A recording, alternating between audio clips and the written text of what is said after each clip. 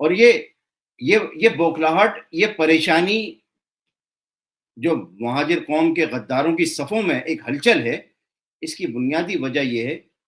کہ گزشتہ 8 برسوں سے یہ غدار ٹولہ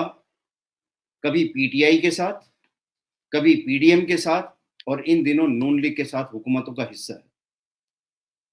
لیکن اس غدار ٹولے نے اس حکومت میں شمولیت کر کے وزارتوں کے مزے تو لوٹے، لیکن سندھ کے شہری علاقوں میں اور سندھ کے شہری علاقوں میں بسنے والے عوام کو درپیش جو بنیادی مسائل ہیں ان کے حل کے لیے ذرہ برابر بھی کوشش نہیں کی. اور پاکستان کے عوام، بالخصوص سندھ کے شہری عوام، اس بات کے شاہد ہیں کہ اس غدار ٹولے نے حکومتوں کا حصہ بن کر اپنے ذاتی اور خاندانی مفادات تو حاصل کیے، لیکن کراچی، حیدرآباد، میرپور خاص، سکھر، نواب شاہ، سانگڑ، ٹنڈو علایار، ٹنڈو جام سندھ کے شہری علاقوں کو لاوارث بنا دیا. ان علاقوں میں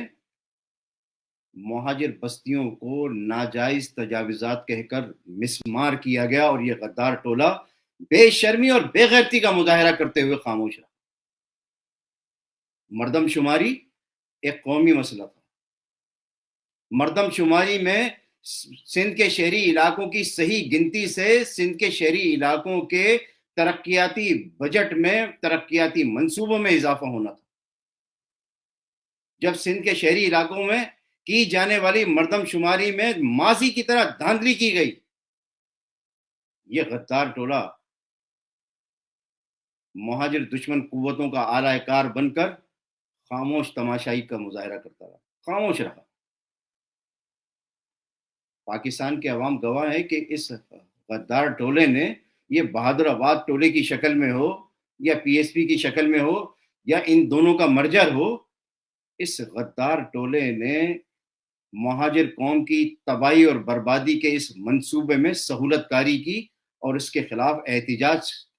احتجاجی مظاہرہ تک کرنا گوارا نہ کیا.